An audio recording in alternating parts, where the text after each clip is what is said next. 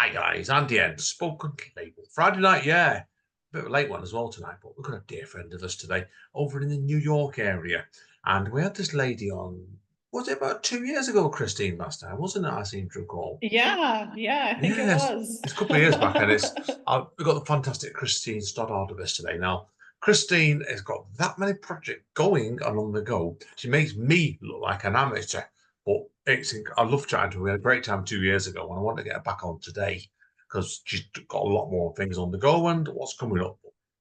Christine, obviously, tell us a little bit about yourself, where all the creativity came from, first of all. Because I was like, we're going structuring your full CV. As I joked at you 2 minutes ago, we'll be here to midnight your time, not mine. Yeah, sure. So I am a writer and artist who creates across media. I've written books, I've done plays, lots of films and videos of varying lengths, paintings, performances, etc. And I started out in writing, and as a child also drew a lot. But yeah, it seems that as I progress through life, I've just found more comfort and empowerment in taking whatever medium I want to for a particular project, just going with it. If that's what I have in mind, I want to try Yeah, I it. love what I love about you because actually people will see in a few minutes you are definitely that kind of artist that never sits still. Do you want to find obviously when you're looking back at what you've done and what's coming up? Is like, do you find that how's your head not exploded sometimes with jumping around so many mediums? Yeah, I get asked that quite a bit. Like, how do you keep track, or isn't it overwhelming, or where do the ideas come from? How do you make sure that things get done? How have you developed discipline? And I think there were a lot of things about my early childhood that were weird, and I won't get into all of them now. But yeah, from a young age, I was isolated and sheltered in a lot of ways, and that meant creating. It meant a lot of reading, a lot of watching movies, a lot of going to galleries and museums, and seeing things that weren't always age appropriate, whatever that means, but just getting exposure to a lot of different cultures, traveling a lot. And I think as I became more aware of art history and literary history, I started to realize that so many of the various artists, and I use that term broadly, that I admire have worked in multiple media. They have tried one or two things, maybe abandoned them and then moved on to something else, or maybe they just kept dabbling and just doing whatever they wanted. I mean, I think of Leonard Cohen starting out as a poet and a novelist before trying music in his 30s. And of course, that's what we know him for, but he had an entire career in poetry and writing novels. Patti Smith, she she really tried everything. She did a lot of drawing and painting. I think Incredible. Yeah. poetry, yeah, makes a lot more sense when you think of her as a songwriter, but she was a very visual person and a performer, not just a musician, but she was in a lot of plays and a lot of weird New York Yeah. things. um yeah, and there are countless other examples, but uh I think, again, like having some sense of history and becoming more aware, and also growing into my confidence as a person. And also like embracing a certain amount of humility, which might sound like a contradiction, but there is something to be said for being new at something or not having formal training in something and going for it anyway and figuring it out and insisting I don't have to be perfect. I can learn through things. And there are different ideas of perfection anyway, right? There are different standards that vary from culture to culture, industry to industry. and I can take ownership of a project, even if it doesn't adhere to someone else's ideas of perfection and mastery. Um, yeah, so I have become more committed to filmmaking, I would say, because it does combine everything. It's a seventh art. You do have a chance to write and bring in performance and bring in visual elements and experiment with audio and music. But I still just do whatever I want to do That's what I as love time about you. allows. That's what I love about you. As, thank you. Definitely. Now, obviously, looking back on what you've been up to here, I know you're currently at Columbia University at the moment, aren't you? Doing a particularly interesting sounding course at the moment, which is obviously due to wrap up December next year. It's in MS Documentary Film and Broadcast Journalism. Tell us about that course. I'm really interested in learning about this. Yeah. So it is the documentary film track. I'm taking video and broadcast classes, also writing and photography, like standard journalism classes. It's within the School of Journalism. I haven't actually started it yet. I'm Ah, transferring from the oral history program.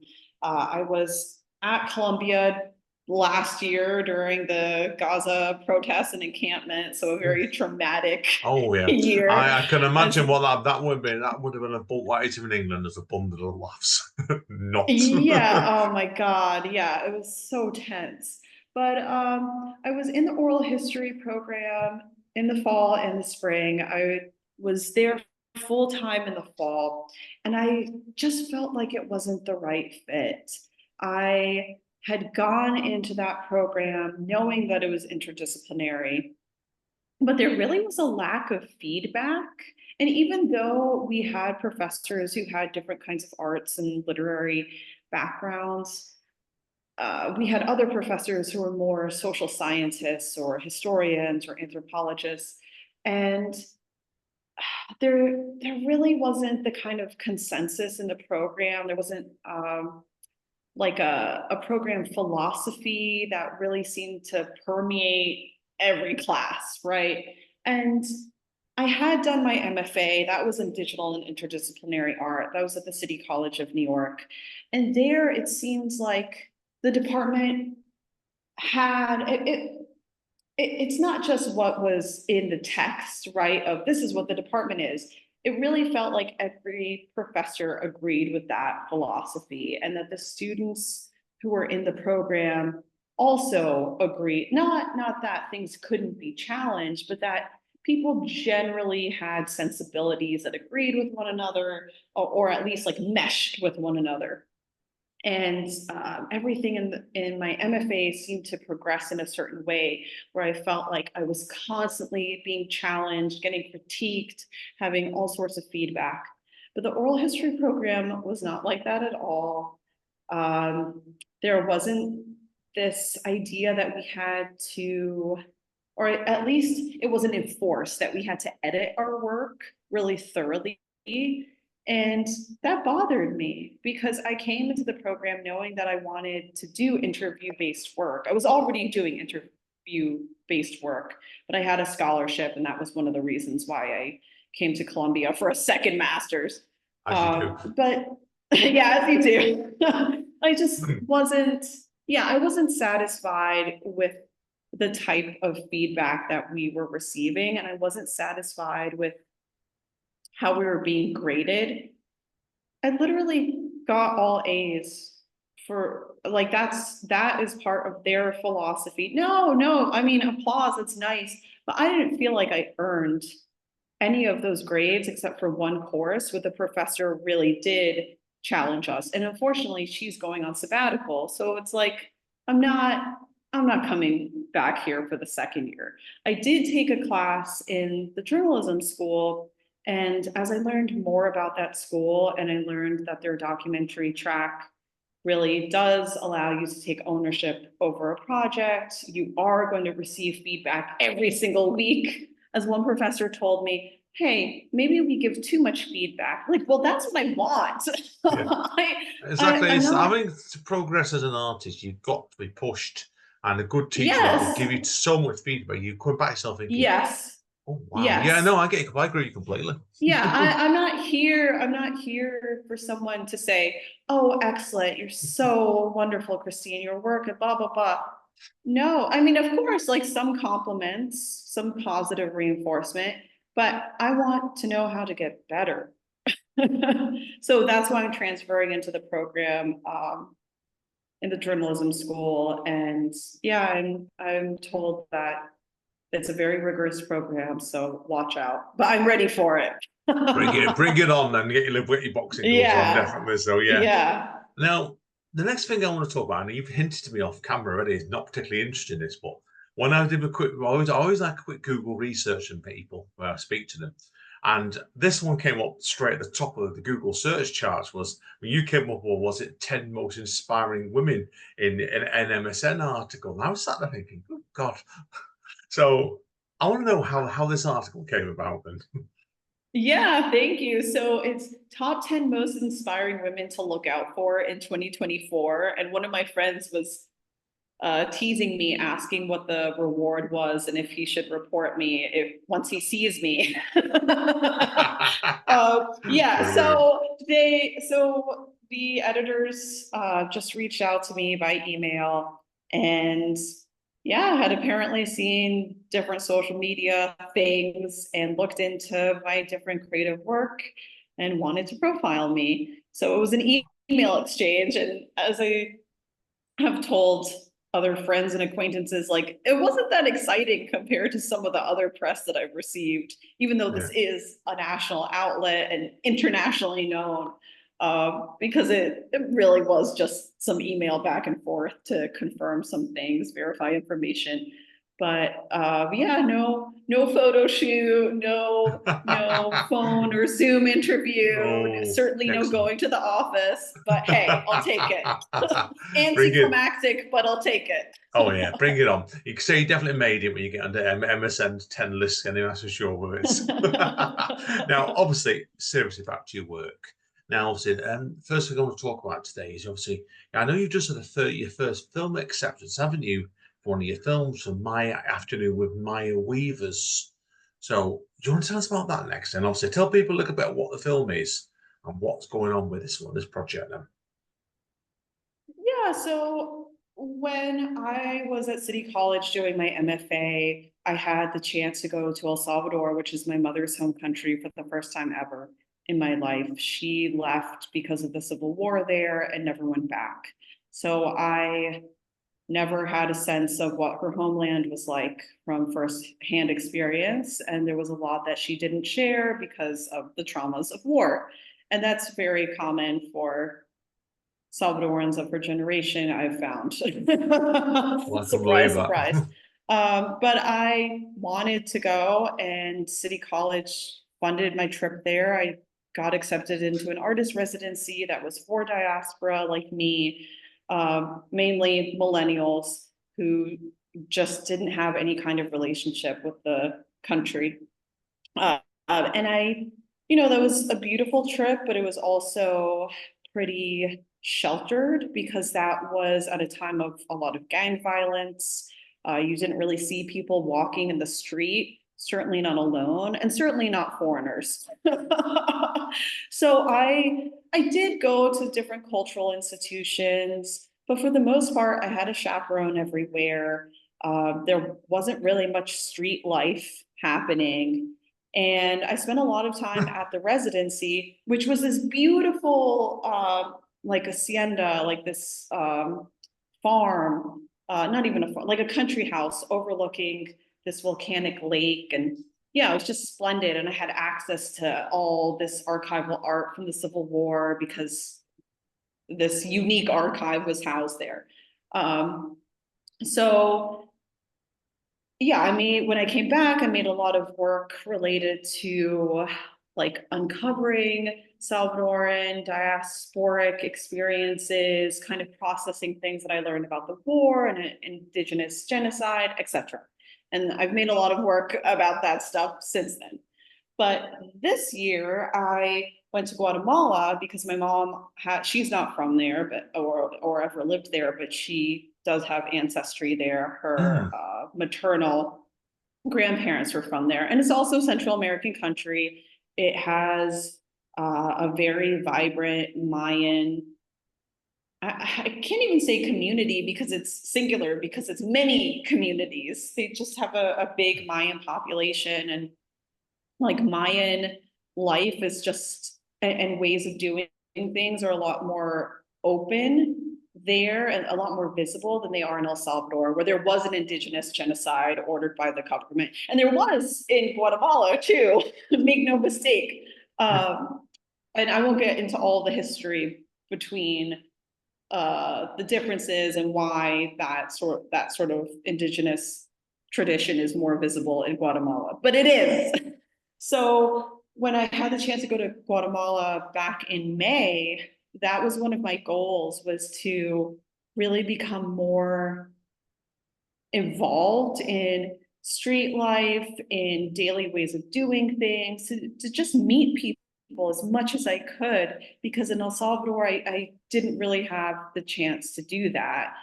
You know, I met a few people, but in Guatemala, I was like, every day I'm going to meet somebody new. I'm going to have new conversations. I'm going to photograph people with their permission, record interviews with their permission. So one of the experiences I had was taking a traditional Mayan weaving workshop with a woman, a Mayan woman. Wow. Who she learned how to do this way of weaving when she was a little girl. And there was another woman, another Mayan woman on site, same thing. And yeah, I went through the frustration because, again, learning something new, you're not going to be great at it right away. But there was humility involved. And I went through it and made my, I'll say I made half of a weaving. And then the guide who was there took me on a little tour of the museum with Mayan textiles they had on display. And while I was taking the tour, in those 45 minutes, Estella, the lady who was teaching me how to weave, completed the other half of the weaving. So what had taken me 3 hours to do, she was able to do in 45 minutes. And much more beautifully than I did. I thought you were going to tell me that she did it. I thought you were going to tell me that she did it in 10 minutes or something. I would have been proper insulted about them. Hey, 45 is still pretty good compared to 3 hours. Yeah. So this short film it's very short. It's not quite 5 minutes. It's just, I believe, it's just about that experience. And I interviewed Estella while she was teaching me how to do that. And I'm going to be using that full interview for another film. But this shorter film is really just like an overview of, sure, the facts of what happened, but there was just like, there's just an emotional connection to having that experience too, because I felt a lot closer to my mom in some ways, and my Mayan ancestry, and also very grateful for growing up in the United States and having my education and being a woman here and not there. But yeah, there was a lot that was really beautiful about it, and I tried to capture some of that. Brilliant stuff indeed. No, I've got to watch that. It's on my list of things to do with your projects, Christine, sometime. So, but yeah, it will be there. So now, since the last time we talked, I know you've brought out your latest novel as well, haven't you? Now, I'm going to let you give me the pronunciation of this, because I made a complete tit of myself on camera before. So you said it was Spanish, didn't you? Was it my? Yes. Yeah.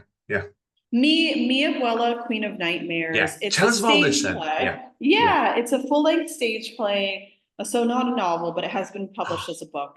A full-length stage play that's been performed in New York City a couple of times and had excerpts other places. But it's basically about a Salvadoran American girl trying to find out why her mother has such reverence for her grandmother who's passed away. And she finds out about some family secrets that are related to the Civil War in El Salvador. And it takes place in Phoenix, Arizona. There's a lot of mystical kind of stuff that happens too with this child's fantastical visions and imaginings of this place and this culture that she's never been to. So there are visions of jaguars and owls and cacti. And in the stage play, some of that came through, definitely through movement, but even a little bit of dance as well. We have one of the, because it was produced twice, but we have one of the productions fully filmed, and you can stream it on YouTube at Stoddard Says, which is my main YouTube channel. Watch the whole play there. We did film it cinematically, so it's more exciting than just one camera straight on. Yeah. Oh God, documenting the whole thing. Good. That's on the list. That's on the list as well. Then. Yeah.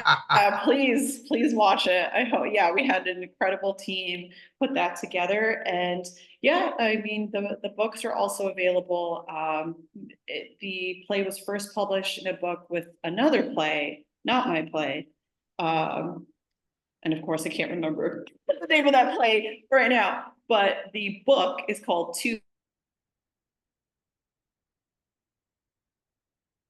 Queen of Nightmares. Then Alien Buddha Press published that as a standalone book, and that's easy enough to get on Amazon.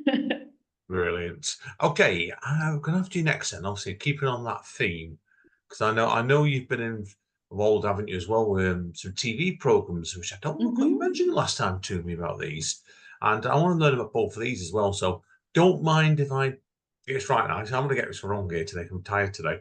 Don't mind if I don't. And the one I did love the title was Badass Lady Folk. So tell us about both of these programs. I know one of them's got, obviously, Don't Mind If I Don't has got an episode due to drop soon. Obviously, that'll be out way before this podcast goes live. Yeah. So Don't Mind If I Don't is a comedy show, comedy TV show, and it's based off of my boyfriend Aaron Gold's podcast that he did for years. But basically, fans and experts of things have to convince him to like, or at least appreciate, things that he doesn't like. So our most recent episode, and here we are talking in July, was on painting, because he's not a big fan of contemporary painting. He thinks a lot of it is kind of BS. So we had two painting professors who were also exhibiting artists Brilliant. Basically try and talk to him, convince him, persuade him about why he should be more interested in painting, or at least have an appreciation for it. And I'm there too. I'm part of this conversation. My role in the show is always as the supportive but somewhat begrudging girlfriend who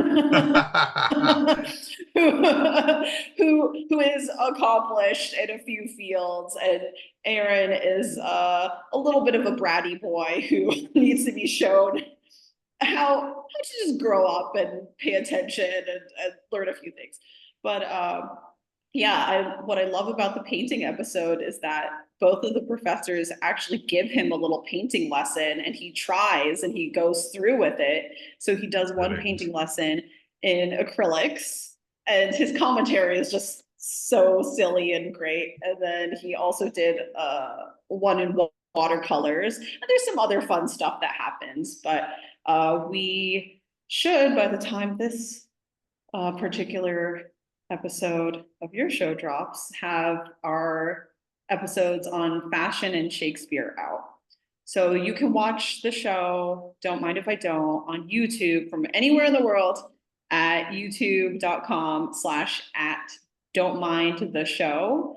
And if you live in New York City, you can watch it on Manhattan Neighborhood Network. Yeah, and then Badass Lady Folk. Badass Lady Folk is based off of a show I started at Radio Free Brooklyn. And it started out as a 1-hour show. Now it's a half-hour show because I wanted to make the interviews like quippier. But yeah, I just interview a different incredible woman, usually with some kind of New York City connection, because that's how the show started out. But once in a while, I'll interview someone else from other places. Yeah. No, it's good. It's also on YouTube. Also YouTube. We need to say that people were wondering. Yeah. Now, also, before we move on to what comes up with that, look at what list I've got now. Yes, the rest of it now was what's coming up. So we can talk about a few bits and pieces here. Because I know I was looking at your Instagram feed today, actually, and I noticed you're mounting pieces for your next solo exhibition. So tell us about any hints you can give about that, first of all, then. Yeah, sure. So my last solo exhibition was at the Queens Botanical Garden in Flushing. It's what I consider a hidden gem in New York City. A lot of people know about the New York Botanic Garden or even the Brooklyn Botanical Garden, but the Queens one is just not quite as, I don't know, it's just not as popular, not as famous. But they do have an art gallery there, and they have a lot of art that they display outdoors too. So the day that I was deinstalling that show back in March, I had a library back on Long Island email me and ask about me doing a show over there. And of course, you know, places tend to plan a bit far in advance. So I'm not hanging that show until the end of July, and it's going to be up for all of August. But that's at the Baldwin Public Library on Long Island. And I don't have the calendar, the schedule in my head, and I don't think I've even put that out there publicly, but I do have a couple shows that are coming out soon after that, one in the fall and then one in early 2025.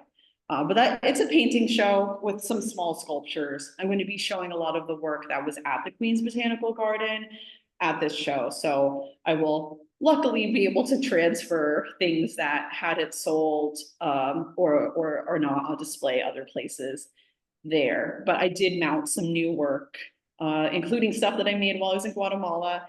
And yeah, that will be up soon. And then I'm going to be part of a group show at the Old Stone House in Brooklyn, which is this historic stone cottage from the 1700s, which is old by New York standards. I know, not British, but It's quite new for British standards, that one, definitely. Yes. 1700s. But that show is curated by Jeremy Dennis, who just does a lot of interesting things.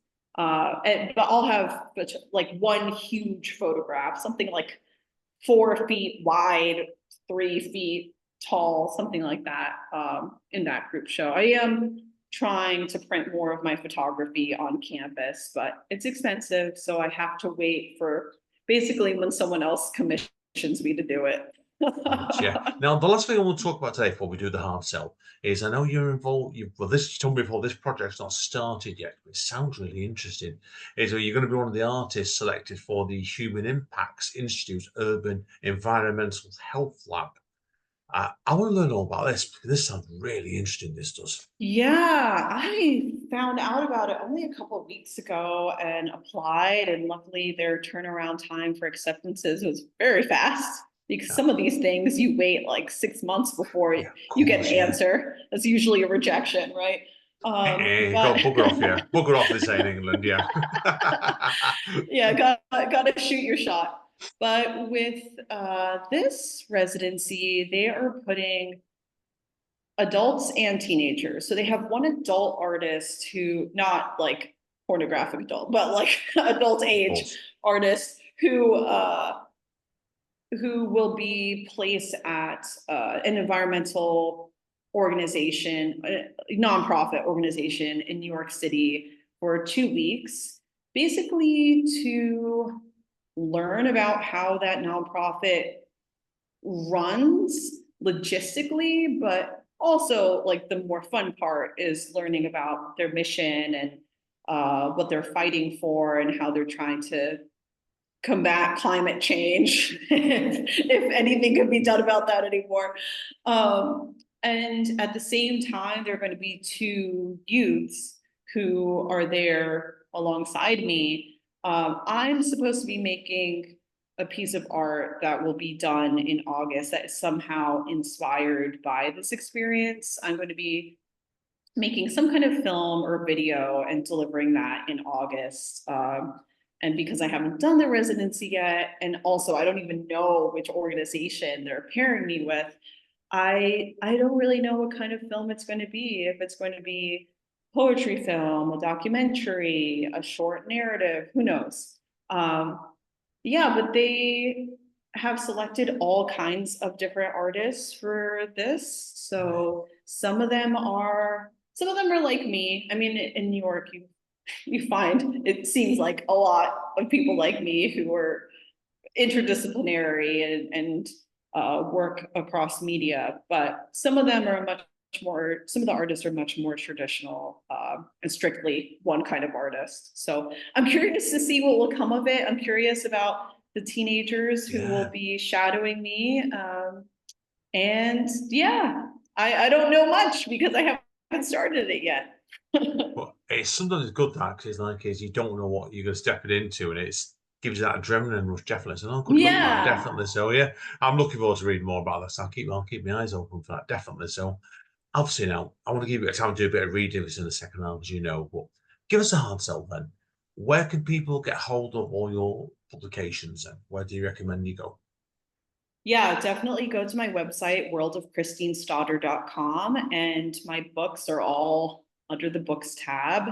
And yeah, they're easy enough to click on and order directly from the publisher, which I always encourage people to do. But there are also Amazon and Barnes and Noble, Boo, Books a boo. Million, and blah blah blah. Those options. And yeah, if you're local to New York City and maybe you're not ready to make a purchase, then my books are in just about every library here. If you use any of the different library catalogs, yeah, it's my books are at many libraries across the United States and a little bit in the UK. A little, yeah. I have come across you in at least one library in the UK, but I can't ask me which one. Definitely does have to do. Your name does crop up, definitely. So now, obviously, where that your website's the best place for people to get hold of you, isn't it? Yes. So yeah. Is there any good any other social media you want to recommend to people as well? Yeah, I'm on every major platform, and my handle is Stoddard Says, and that's my main account for everything. I do have some spin-off accounts that are more specific. Like if you just want to look at my paintings on Instagram, I have Stoddard Paintings. If you just want to look at my photography on Instagram, I have Stoddard.photo. And there are some others like that. Yeah. Yeah, But as you do. Stoddard But Says. yeah, definitely that. So brilliant stuff, Christine. Okay, we'll wrap up part one for you, and we're going to do a bit of fiction reading for us in the second half. We've done well there because I thought this might have gone on for 2 hours. We've done it in just over half an hour. So that's disciplined interviewing for you there, Christine. As you can tell. So Yeah. Talking definitely, points. yeah, bullet in. Yeah, I bullet points for make sure I want to talk to you about, and you kept that with discipline. So brilliant. Anyway, guys and girls, yeah, we will see you on two shakes of the dice.